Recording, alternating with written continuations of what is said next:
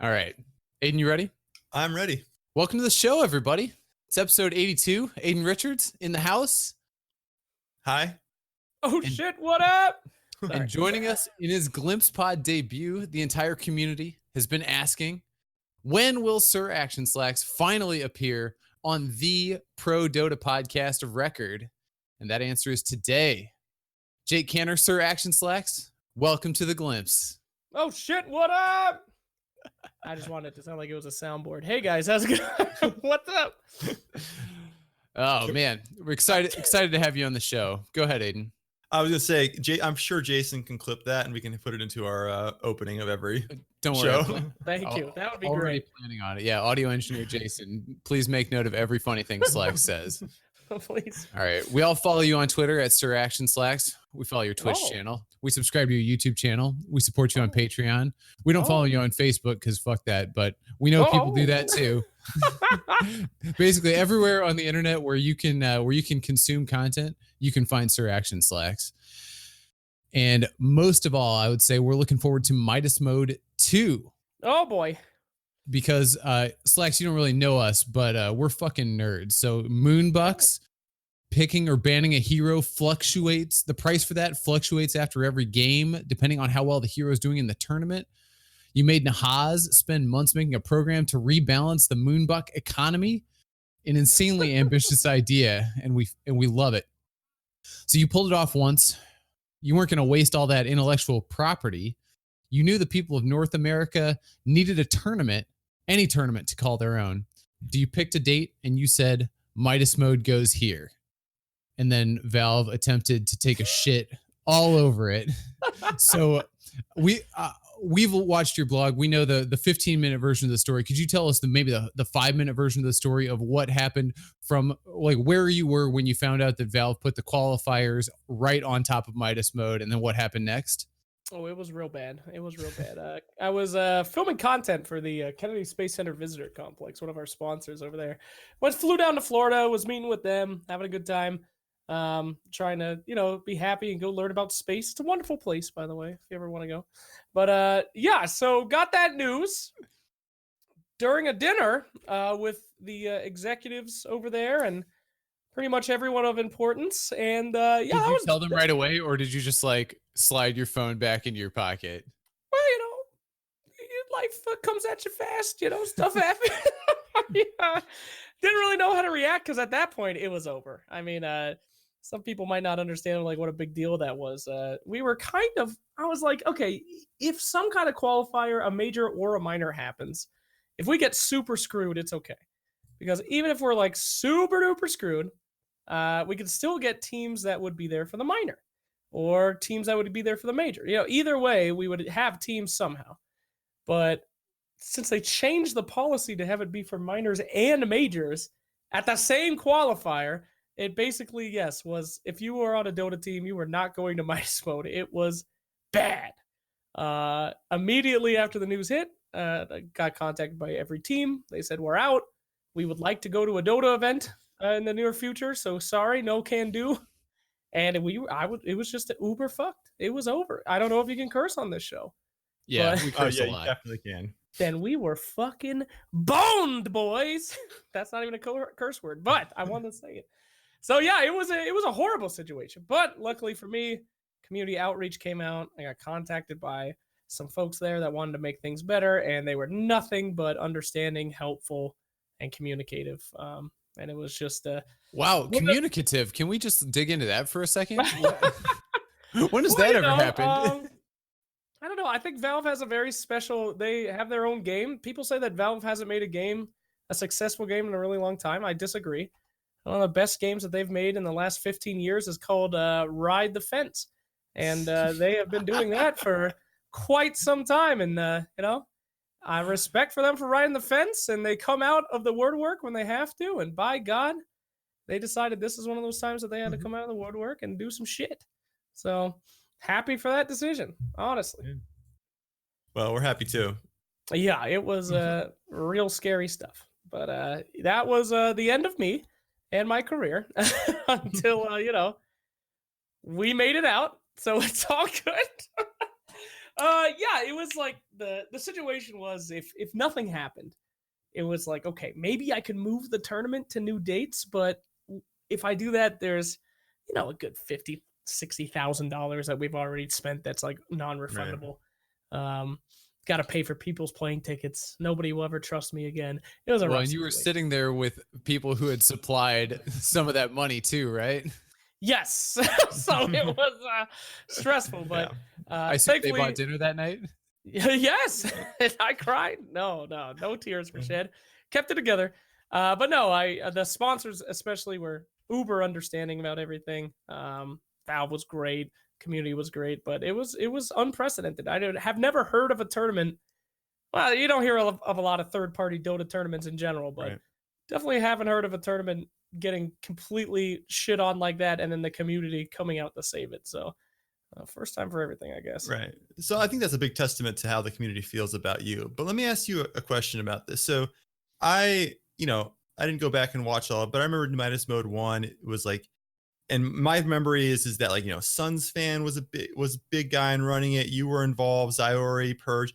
It seemed like very much a group Moonduck thing. And for this one, it feels like you are very much the front person for it. How did that? Well, it's it's a little close. I mean, it's in the last one it was a lot more split up, mostly due to.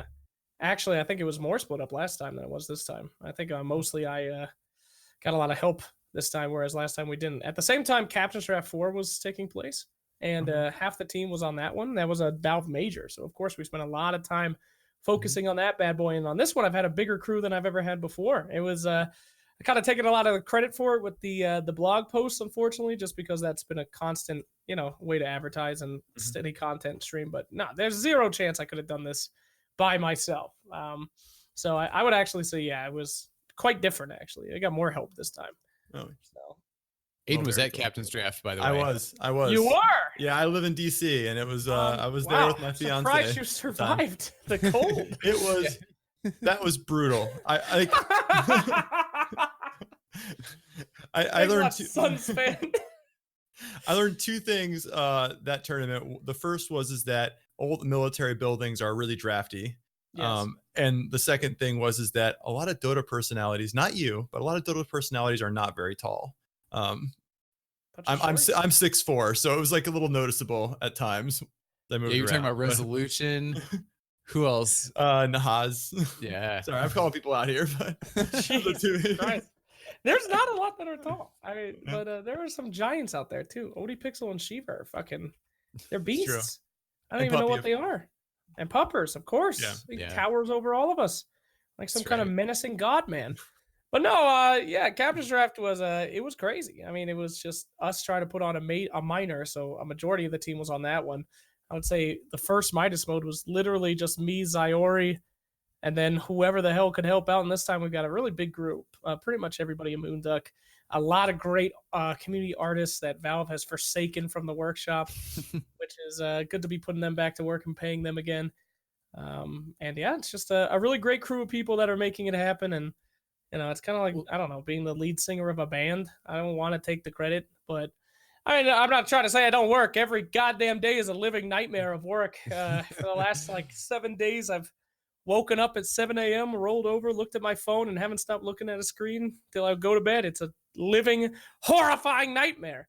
But I do love it. Yeah. Well, we hope your eyeballs survive. So I want to get into details. This is a good segue. I want to get into details of Midas Mode a little bit because Aiden and I love this shit.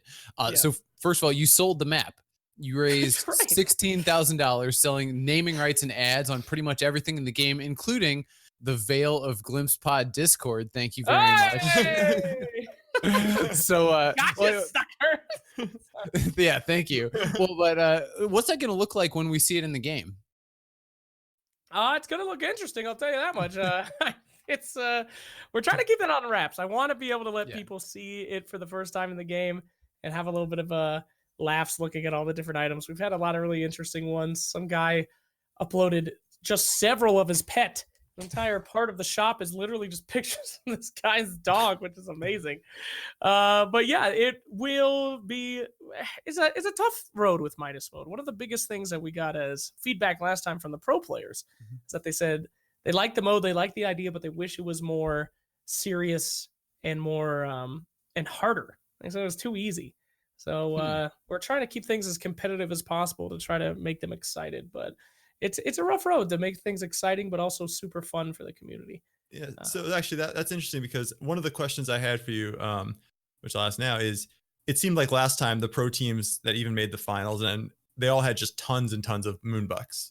Like no one was running short on it. So I was exactly going to make that same point. So you're going to make it a little tougher for them, a little. Yeah, a lot more tough, I think. That one of our biggest mistakes that we made last year was assuming that the players would act rationally as Nahan. Classic mix-up. Yeah, it was rough. These are guys that is literally their job is to find out how to break shit. That is like a Dota pro player in a nutshell. That's what makes them good is like, hey, here's a system. I need to figure out how to fuck this up as much as possible and I'll be a millionaire. So, it's extremely hard trying to find a system that is actually effective towards that. But, we did our best. And this year, I'm pretty excited. We changed things around a lot. We took a lot of risks with making them actually work harder. When is this podcast going out, by the way? Is this... we'll get it out before Midas Mode. Okay. But not by tomorrow, I think is the answer. Okay, sounds good. Yeah. So, I will share a little bit with you. I think last time we had a very large bank that we started off with. The players felt very confident with that. When you start off with 100,000 gold, some of them will just spend it all and see what happens, or some of them will hoard it. This year, we changed the whole system where now they start with a very little amount of gold. It's actually hardly anything. And then they win the games, and then they get more. So it's interesting. Hopefully that persuades them to make some crazy fun decisions and do some more interesting things. But we'll have to see what happens. Well, back to selling the map for just a quick second. I was curious. So you're selling sponsorships for neutral camps, towers, and barracks, and everything like that. I'm wondering, is that the future of Dota? Like in a classier way? Like, are we ever going to see stuff like that at an ESL event? I mean, I don't know why they don't do that, honestly. Yeah. If you see other games like PUBG or even Counter-Strike, I think does it as well. They sell out parts of the map. They're into that. It is great advertising, but I don't know. I think maybe Valve had a stance on it that I wasn't familiar of as tournament organizers. Maybe after this tournament, people will be motivated for that, but I've never really understood it. It's a great space to give to your sponsors and stuff. It does make it look a little uglier. I will say that. Yeah, I will say, like in PUBG, a lot of those advertisements you can put them on a billboard in the game, and it sort of makes a little bit more sense than a billboard in the middle of a forest, maybe. That is true. Yeah. The lore. I mean, it is quite ironic that the man who loves the lore the most in this world is the one who's breaking it the most with his tournament. But at the same time, I think it could be a very good future and a very good way for tournament organizers to make some effing money. Because Valve seems to be very against that. Tournament organizers making money with the, they removed that chess thing that they used to be able to do, get some great sales from that way. I mean, the minors are introduced, which is really great, but at the same time, it's like, how do you make money on a Dota 2 minor? And I don't know, maybe this is a revenue stream that could finally put tournament organizers excited about Dota. I don't think there is any tournament organizer that's excited about Dota, particularly myself. I don't know why you would hold a Dota tournament. You have to pay 4 times as much for the prize pool as anything else. But maybe this is the future. I hope not. I hope I didn't destroy my own life with making this for the next couple of years, but whatever. It's fair. No, it's cool. I'm looking forward to seeing it. Oh, all right. So I was curious. There's one thing I saw on the website that I just could not believe. Sure. A team can pay moonbucks to have an audience member control Roche using VR. That's correct, sir. Our biggest boy out there, the VR controlled Roche, super hype. Been holding on to this bad boy for a while. Brainchild of one Buka, our greatest genius over at Moonduck TV. This is so exciting. We've actually made our own custom interface for it, where when you're in there, the heroes, we want them to show up like you're in beast mode, so you can't even see what heroes are what. So you're just seeing like circles and shit. It's hilarious. But yeah, basically, we just wanted to find a way to make the game more interactive for the audience. I mean, esports that's what makes it amazing. You can actually be interactive in something. You can't do this shit in like fucking football. Right. Just go up and run on the field and kick a ball or something. That's crazy. But in esports, we have that ability, and it's amazing. And I don't know why people don't do more stuff like this. Integrate the people that are watching into the game itself. So this is kind of the pilot system for that, and the creep takeover is finding a way to bridge the gap between viewer and pro in a way that cannot be done in any other sports medium. But very cool. Talking up a big game, but honestly, it is just a meme as well. So it's not. Don't make it sound too cool. It's some meme dumb shit. So you're a dumb shit innovator. Thank you. All right. So just to follow up on the roasting. So I think most of our viewers can kind of imagine, like, we got the Veil of Glimpse Pod Discord, and we can figure out, like, you could put that picture in there, and that would not, like, we can imagine how that's done. Yeah. I actually don't know how you like, how do you get Roche VR? Like how do you hack the game or whatever you want to call it to have that work? It's not that complicated. We just create a custom game that we can spawn our own Roche with our own inputs in, and then we map out a HTC Vive to have custom inputs based on what we do, map it out like a controller. So when you pull the trigger and move like a movement of the arm equals a button in this direction and stuff like that. So it sounds hard, but it's actually pretty simple. That's awesome. Yeah, we'll see if it works. If it doesn't work, maybe not so awesome. Fair enough. All right. They make a lot of promises that I haven't kept. Scary stuff, boys. Isn't that the key to achieving anything great? Is you just have to tell everybody in the world that you're going to do it? That's right. Overpromise and under-deliver, just like Artifact. And look how successful that became. Yeah, we did it. It's a model. Oh, God. All right. Second to last thing I wanted to ask you about, Slacks. Sure. All right, so we watched your blog To Hell and Back on YouTube, and Aden zoned in on one particular thing. You were talking about how you think about selecting talent for your tournament versus how you perceive other tournament organizers selecting their talent. I'm going to paraphrase you, and then I'd like you to correct me, like what your actual point of view is. So you basically said the other tournament organizers are too focused on the visual, like what the people look like, making sure it's not all skinny white dudes. And you said you focus more on what people work well together and like to work together. Yeah. So for the people who didn't have the good taste to watch your blog, can you like tell us what is your actual point of view there? Well, my point of view is that, like, it's, a lot of tournament organizers, of course, are able to make decisions about what they want their tournament to look like, based on their backgrounds. And the backgrounds for a lot of these dudes is, of course, from TV, movies. Producers for esports just aren't born. You're not going to put a $1 million tournament in the hands of some guy that liked Counter-Strike when he was 10. It's like these are guys from quote unquote the real world that are working on this kind of stuff. So of course they're going to look for things that most people care about in the world of TV and shit like that. Just how people look, how things flow, whose voice is high, whose voice is low, shit like that. Because that's what they've been trained to do for their entire careers. But as we talked about, esports is different. The esports audience isn't motivated by stuff like, oh, this person's really pretty, I like what they're wearing, oh, this person sounds really smart and nice. It's all about genuineness with esports. You can't do anything without being genuine. It just doesn't work, because genuineness is what people care about the most as gamers. We get sold fake shit all the time. It's the number one thing people try to sell gamers is like, oh man, hello fellow kids. So picking people based on what they are actually good at, who they work well with. That's what people should focus on in the world of esports, and it's what people will eventually. I think as you'll see in the last couple internationals, things have been going a lot better with kind of panel flow and shit like that, because Valve has learned this, and they're saying to the people that work TIs, hey, who do you guys want to work with? Who do you think you'd cast with? Of course, there's exceptions for people that haven't ever seen or met each other, but for the most part, they're starting to let talent make decisions based on what they think is better for the show. And some people are getting it, some people aren't, but it's the way that it should be, in my opinion. I'm talking a lot. Is that all right?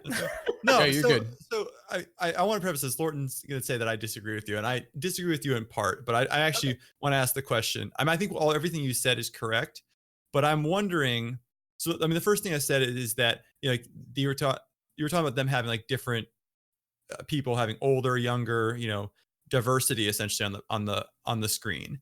And I guess my question, and you prefaced it by saying like gamers want genuineness, and I actually don't disagree with that at all. And I guess the question is, do you think that they're going at, and we haven't talked to them, do you think they're going at it being like, we want to expand beyond gamers? Because I know, like, I mean, my wife, like, I don't think she's ever going to become a Dota watcher, but like, I do think that she would be more like, if she saw more women on the panel and involved, that might be more like, that might be more inviting to her. Oh, of course. If that makes sense. That, yeah, of course, would be more compelling. And I think that is one of the biggest things that they have to do at TI, is try to get people that would not appeal to the normal gamer Dota audience. I think it's great. But at the same time, when you're talking about normal tournaments that are heavily marketed towards the Dota audience itself, I think that you should just stick at who is actually passionate and good for the job. Good for the job is another thing that a lot of people look over as well. They just say, oh, this guy's popular. Let's put him on this, doing this. Let's have Toby Wan doing interviews. I mean, could Toby do interviews? Yeah, sure. He could do interviews, but should he do interviews? Probably not. There's a lot of better things he could be doing, And I think a lot of people miss that call sometimes of, that's the right thing to do. But anyway, so I think I'm in agreement with you. I think that it should be like that in certain circumstances, but a lot of the times it's not the international. That's the Dota audience. Right. We're a bubble. So do the best with the bubble that you can. All right. Well, I'm curious about that too, Slacks. Just, thinking about, all right, if we're trying to attract the marginal viewer, the casual viewer, how much more does Dota have to grow? Do you think it's like the audience is close to peaking, or is it just going to the moon? I mean, that's up to Valve in one way. But 2 years ago, you could ask people if you think Dota was on the decline, and 100% would have said yes. And then something like Dota Auto Chess happens that boosts up interest and new players just from watching auto chess, and they're like, who are these characters? I'm going to try Dota. And no, I mean, that's the validity or volatility of esports scene in general, man. You never know what's going to happen, especially on a good design game like Dota. If you're telling me, do I think Fortnite has reached its max? I can say absolutely yes. There will not be this sudden flux of new Fortnite players because that game fucking sucks. But Dota, it is just waiting for people to discover it. And I think that there's not a lot of people that get really into Dota and then leave because they're like, oh man, what a bad game. It's literally just waiting for people to find it. So they're all like, it's a really bad community. They're never about the game. Right? Yeah, and they're right. Right, the game's fun. They're not wrong. In some ways, Dota has the worst community in the world. In some ways, it has the best. But it's an unforgiving community, and I think that's the thing that people hate about it. It's hard. All right. Well, my gambit to get you guys into an argument totally fucking failed because you guys are both really conciliatory. Which one of you pussies likes? I'm just kidding. Aiden's brother likes Wind Ranger. My brother does like Wind Ranger, but I will never play it. So you're good. You're cool, bro. You're cool. All right, Slacks. I promised you a game, and a game is what we shall play. Let's do it. This game is called Tell Us About Yourself Using Dota Spells. And so I'm going to introduce the first one. I want you to tell us about your handshake. Is your handshake like you're enfeebled? Is it like a chilling touch? Or is it like you have a geomagnetic grip? It would pretty much be like Overpower, I think, from Ursa. Just come in there screaming. You don't know what the hell's happening. Fists are flying your way. You don't know if it's a fist bump, if it's a handshake, or if it's, a knife in the hand. You're scared. You run and it doesn't matter. I get you eventually. And it's one of the worst moments of your life. I used to be a weak handshaker. It's true. I used to be scared to touch. Now I just grip onto that thing like it's a life preserver and I'm on the Titanic. I freak out when I touch someone's hands. So yeah. Wow, this is a glimpse first. I believe this is the first time anyone's gone outside the choices. No, false. Lyrical Dota, the very first question, introduced global silence for this next question, actually. Oh, okay. All right, my apologies. No, you're good. All right, Slacks, that was amazing. When you get angry, is it like scorched earth? Is it like a sinister gaze? Or is it like global silence?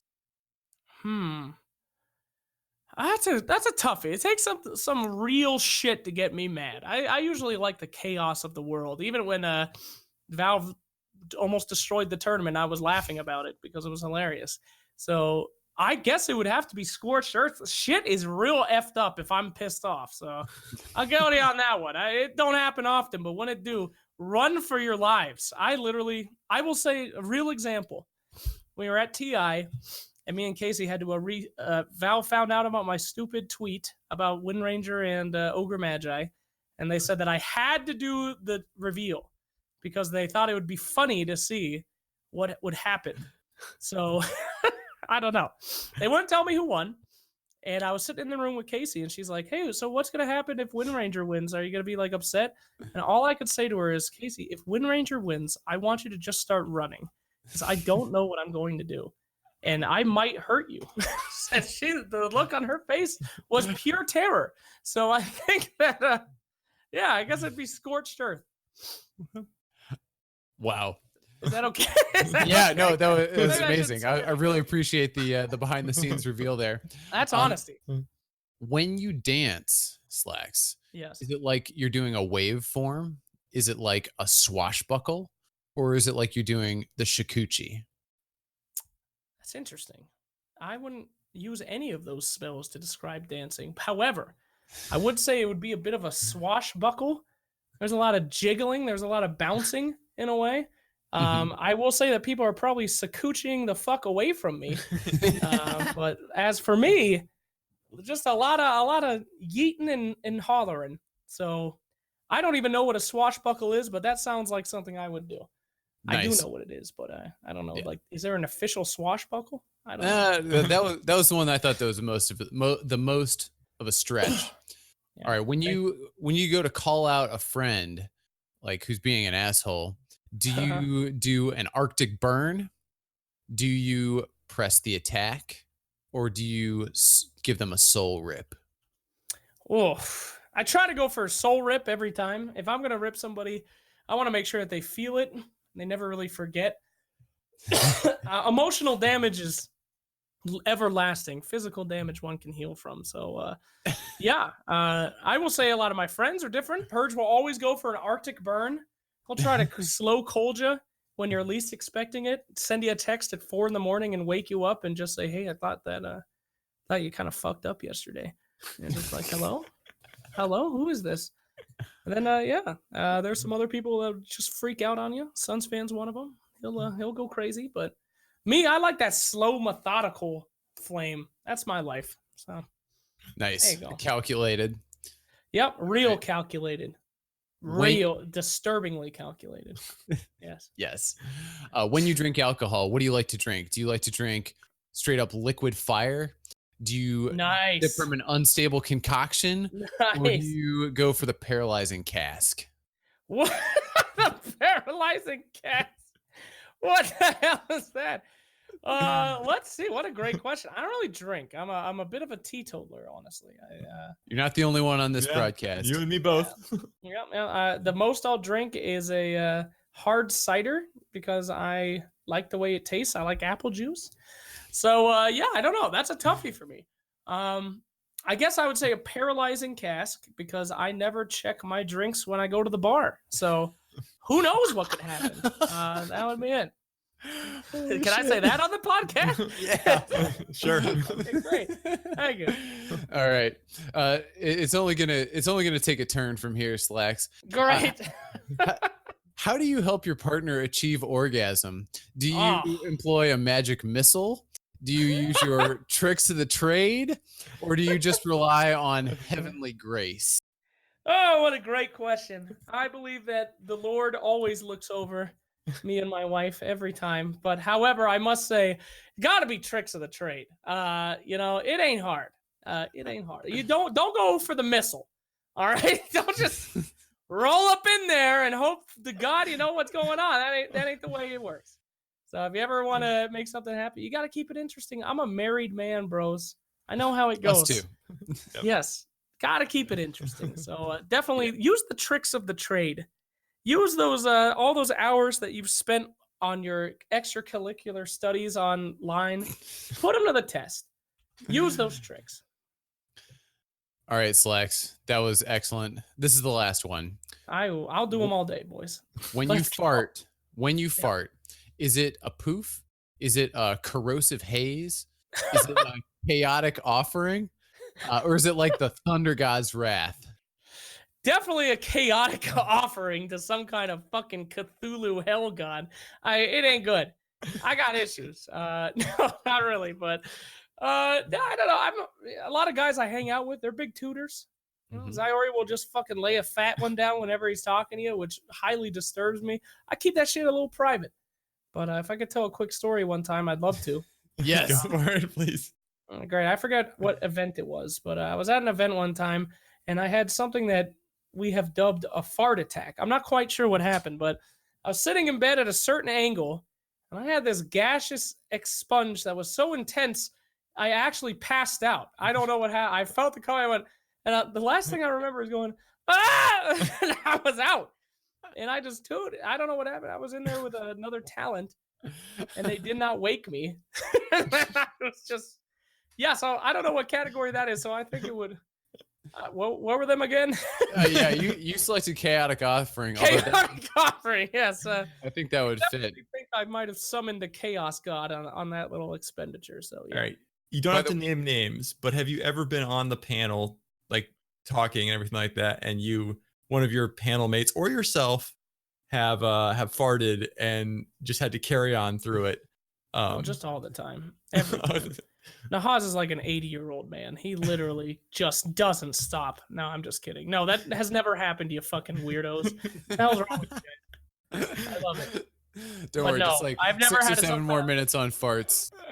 No rank-ass toots in my world, my friends. Very nice. Well, you know who else also selected chaotic offering in the same quiz? Who's that? It was your friend Suns fan. Of course it was Suns fan. Now, that guy's got some bowel issues, but it's the less fun ones and more sad. And, I think you need to have help ones. So, yeah. God bless him. I hope he receives the help he desperately needs. All right. There is no way that this interview could get any funnier. So I'm actually going to go ahead and read the sign-off question right now. Whoa! That's it? I can ask a question. Wait. Oh, would you you wanna- like to? oh, Yeah, excellent. please. I would love to ask a question. Okay. Guys. Yeah. Real talk. What do you think the best game, in your opinion, of Dota 2 has ever been? I am interested in your opinion. What do you think? I have my answer, Aiden. You have yours? I do not. I feel like I feel like I could answer that for like the last hour, but I'm not sure I could answer it much further back. Come on, bro. Everybody's got one. Everybody's got that one game that they never forgot. Give it to me. All right. You answer. Sure. All right. So with an honorable mention to TI3 Grand Finals Game 5, which I was rooting for Na'Vi. So that was a disappointing game for me, but I mean, it was fucking epic. To me, this one is pretty obvious. This is TI8 Grand Finals Game 4, which was the Seb game. Like OG down 2 lanes of racks. And Slacks making these disappointed noises. No, it's good. It's good. Yeah. No, OG down two lanes of racks. Seb started carrying that game. It looked like an utter throw by OG, and then they brought it back, immortalized in the documentary True Sight. That to me, it doesn't get any better than that.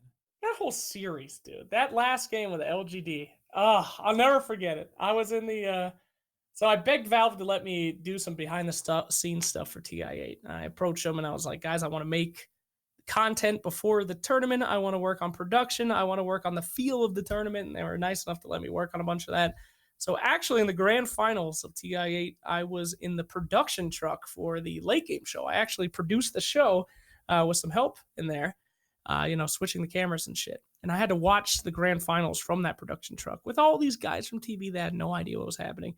The whole grand finals, I'm explaining Dota to them. And we get to that game that you're talking about, and it was fucking electric. We're talking like there's some 60-year-old women and men in that trailer. And the whole time we're like, I told you if this happens, they're going to come back. And they were freaking out. It was like you could see for the first time esports reached an audience that it never reached before, and it was something I'll never forget. I completely agree with you. That grand final was insane, and that turnaround was so good. Plenty of time for your answer, lazy ass. All right. What's yours? Let's All go, right. Aden. I'm going way back here. All right. Game 3, Ad Finum versus OG Boston Major. The Whoa. only game Ad Finum won, but that game was insane. I don't remember who it was. Probably maybe next time or like that. I just remember his Earthshaker plays that game out of control. It was, crazy game. Over 110 kills. Some up there. I'm looking up now. 80 minutes. That was epic. And I think it loses a little luster because the next game was a stomp. So the series just ended. But like as an individual game, that one had it all. Yeah. Was that the one where Earthshaker sniped the Ancient at the end? Yes. Yep. That's the one. Oh my God. Yeah. That is one I will never forget either. Another story from the back. We're just watching that on the little TV. I think we went out to the panel, like 20 minutes before that game was over, and we were just hooked because that game should have ended so long ago, and it was such a comeback, and the crowd was so hype. That's definitely, you guys sniped it. I think those are probably two of my favorite games of all time, so well done. Wait, all right, but what's your answer? Other than Game 4 of TI8 Grand Finals. Woo, yeah, that was good. God, that is a good question. I forget which one. Okay, I have to say. All right, I'm going to give you a real lame answer, but it was one of my first times watching esports. I was like streaming Dota 2, and I just started getting into it, and I got all these tweets saying that Omni Knight got picked to the pro game. Omni Knight got picked, and I'm like, what? Because at that time he was like super bad. We're talking like TI4 style. Mm-hmm. Nobody played him but me in pubs, and then they started playing him on. It was like his first pro game. Oh, God. I think it was Sumail and Mason. No, it was Universe and Mason on Storm Spirit Omni Knight combo. And that was the first time I ever watched an esports game and actually cared because Omni was in the game. And that game was so good. Mason was such a god in that game. And I never forgot it. It was, I stood out of my seat screaming at the TV every time that they got a kill. I was into it for the first time. And then it finally clicked. Like, this is it. This is what people think of esports. I've never liked traditional sports either, and it hooked me. So I'll never forget it. That was the game of a lifetime. Shout out to EG. Nice. Yeah, that one for me was like TI2 era Na'Vi. They picked Sand King for Havost because it was like they were playing that shitty an opponent. Toby was casting the game, and like Havost got a rampage epicenter in the Roche pit on his carry Sand King, and I was like, what the fuck is this game? I love it so much. Yeah, I think everybody has that moment where it just like hooks you, and you just get it. You just get why all these people are so excited. You're just drawn into it. Even without knowing what's going on. I don't think any of us in Dota actually know what the fuck's going on. But at the same time, it's just, enough. And it hooks you. So, yeah. Fair. All right. Thank you for taking us down that rabbit trail. Very worthwhile. Sorry. All right. No apology necessary. All right. Sign off question. People have been incorrectly predicting Dota's demise for years. What is going to be the thing that finally kills Dota as an esport? And while you're thinking about that, I'll remind our listeners that if you want to ask questions and play Dota with us, join our Discord. You can find the link at glimpsepod.com. Follow Slacks on Twitter at SirActionSlacks. Follow Aden on Twitter at OmegaManDota. You can find me on Twitter at SharkButler. Thanks to Jason Bates, audio engineer, who's on Twitter at ButteredToast11. All right, SirActionSlacks. Yep. What is going to be the thing that finally kills Dota as an esport? Dota will, in my opinion, never die, in a way. Dota itself has been existing for 15 years as Dota 1, and then it went to Dota 2. There's still people that play goddamn Dota 1. It's never going to go away. People will always be playing this game because we've invested too much time into it. It, for me, physically ruined my body and my mind. So I can't go back. But I will say that there will be a day where it will not, be at the grandeur of this time. The prize pool for TI will not meet last year's prize pool. It will be devastating. We'll lose a lot of viewers and stuff. And that day will come when that stupid bitch Wind Ranger finally wins that fucking Arcana, and people know how bad that hero is, and every game they lose, and they say, why are we doing this? Why are we playing this game? And it all goes to hell. And that's happening next year. So get ready, guys. I'm sorry, it's over. And Heroes unfun. Anyone that likes it sucks, and I hate you all. Thanks for watching the show. Absolutely. All right, Slacks. All right. As I sign off here, I want to again apologize. You may not know this. I was that terrible Monkey King in a Morokai game over the summer that you were unhappy with, and I'm really sorry. I played really terrible. Brother, we were stuck in a Morokai game. There was no happiness in there. There was only none of us were making it out of that game having a good time. I played 78 Morokai games. It was the darkest period of my life. There's no need for apologies, brother. The fact that we both survived that battlefield, it was like we're opposite sides on World War One. The war's over. Let's have Christmas, brother. It's over. So you're saying every game of Morokai was like losing $60,000 of sponsor money and having your esports career ruined? Yes. Every single one. I had a great idea for the TI opening of this year. I thought that they should have AR'd Morokai in. Just imagine.